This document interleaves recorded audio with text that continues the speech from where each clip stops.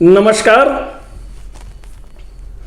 आज हम बात करेंगे हमारे सनातन धर्म का एक बहुत ही बड़ा त्योहार जिसको होली के रूप में जानते हैं। हम ये भी जानते हैं कि होली को रंगों का त्योहार बतलाया गया है, पर क्या यह सिर्फ रंगों का ही त्योहार है? इसके लिए आपको थोड़ा नजरिया बदलने का जरूरत पड़ेगा।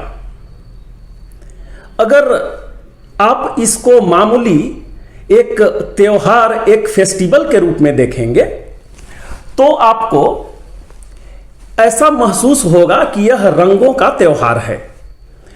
पर इसको अगर आप अध्यात्म की दृष्टि से देखेंगे, थोड़ा धार्मिक दृष्टि से देखेंगे, तो लगेगा कि यह सिर्फ रंगों का ही त्योहार नहीं है, बल्कि यह हमारे संस्कारों का भी त्योहार है। यहां पर हम अपने संस्कारों को प्रदर्शित करते हैं। हम ऐसा क्यों बोल रहे हैं? अब आप ऐसे समझिए, ये जो होली का जो त्योहार है उसमें हम क्या क्या करते हैं। जैसे अपने घर की साफ सफाई, इसके बाद खाना पीना मतलब बनाना, लोगों को बुलाना, दूसरे को खिलाना, या फिर ऐसे समझिए नए नए वस्त्रों को खरीदना, लोगों को उपहार देना, गाना बजाना। उसी तरह से साथ में रंग और अबीर भी खेलना। तो देखिए, यहां पर रंग और अबीर अकेले नहीं हो रहा है। यहां पर यह एक कर्म है, यह एक कार्य है। इस होली त्योहार के समय में जिस तरह से बाकी कार्य हम कर रहे हैं, जैसे कि खाना बनाना, लोगों को खिलाना, लोगों को उपहार देना, उसी तरह से रंग खेलना भी उसका एक कर्म है, एक काम है इसमें। तो फिर क्या कारण है कि इसको रंगों का ही त्योहार बोला जाता है? वह इसलिए कि यहां पर हमको एक मौका मिलता है अपना संस्कार दिखलाने का। संस्कार दिखलाने का मतलब, जैसे आप ऐसे समझिए कि अगर आप किसी को कुछ उपहार दे रहे हैं या अगर आप किसी को रंग लगा रहे हैं, तो यह एक कर्म है, आप एक काम कर रहे हैं। पर उपहार कैसे दे रहे हैं और क्या दे रहे हैं, या फिर रंग कैसे लगा रहे हैं, किसको लगा रहे हैं, यह आपको संस्कार दिखाएगा। तो अब हम यहां पर क्या बात करेंगे कि जब हम किसी को रंग लगाते हैं तो वह संस्कार से कैसे जुड़ता है? वह इसलिए जुड़ता है कि यहां पर बहुत कुछ नियम और कानून बतलाया गया है। रंग लगाने का भी आप हर किसी को एक ही तरह से रंग नहीं लगा सकते हैं। उदाहरण के लिए, अगर आप अपने भगवान को रंग लगाना चाहते हैं तो आपको उनके चरणों में रंग लगाना है। उसी तरीका से आपके जो गुरुदेव हैं या जो पुरोहित जी हैं, अगर उनको रंग लगाना है तो उनको भी आप उनके चरण में ही लगाना है आपको। ऐसे देखिए कि अगर कोई पुत्र है, वह अपने मां को लगा रहा है रंग, तो भी मां के चरणों में ही रंग लगाना है।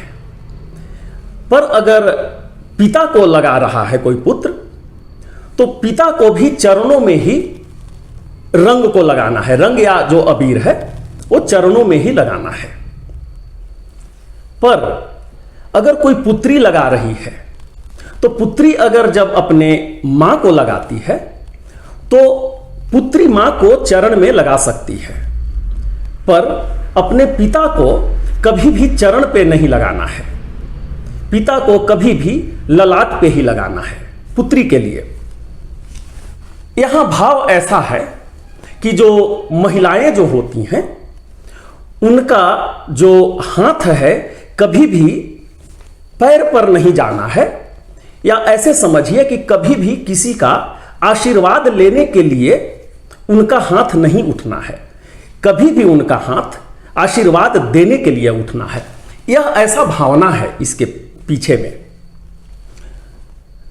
अब अगर मां अगर किसी को रंग और अबीर लगा रही होती है तो मां के लिए पूरा छूट है। मां अपने पुत्र को या पुत्री को जहां चाहे वहां रंग लगा सकती है। अब अगर पिता को लगाना है तो पिता अगर अपने पुत्र को रंग लगाते हैं, अबीर लगाते हैं, तो पुत्र को ललाट में ही लगाना है। पर अगर पुत्री है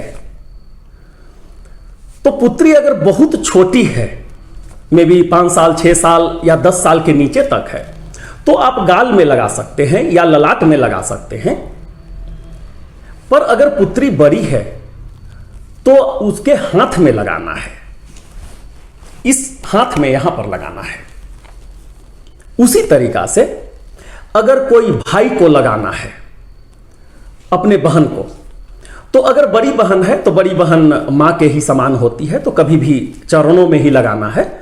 और छोटी बहन है तो फिर वही है, अगर बहन बहुत छोटी है तो गाल में भी लगा सकते हैं, पर अगर बहन बड़ी हो गई है तो फिर वही हाथ पे ही लगाना है। अगर आप अपने मित्र को लगा रहे हैं तो मित्र के लिए भी कोई बंधन नहीं है, आप कहीं भी लगा सकते हैं मित्र को, ठीक है। इस तरीका से बहुत कुछ बतलाया गया है हमारे सनातन धर्म में कि रंगों का क्या महत्व है, इस रंग को कहां कहां पर अर्पित करना है, कहां कहां पर लगाना है, और इसी को हम संस्कार बोलते हैं। ऐसा नहीं है कि कोई व्यक्ति जा रहा है और अपने गुरु महाराज जी को उनके गाल में रंग लगा दे, यहां पर ही उसको संस्कार से जोड़ा जाता है। सब लोग उसको बोलेंगे अरे इसको पता नहीं है रंग कैसे लगाना है।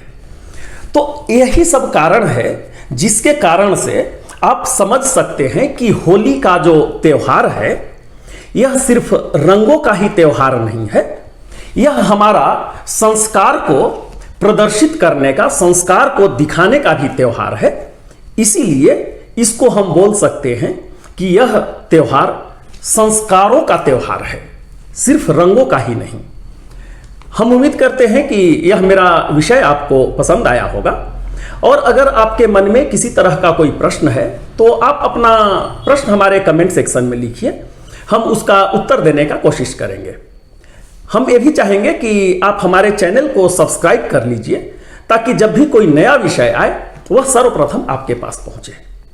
तो बहुत ही जल्द हम आपके समक्ष नए विषय के साथ उपस्थित होंगे। तब तक के लिए हम आपसे विदा लेते हैं। बहुत बहुत धन्यवाद। नमस्कार।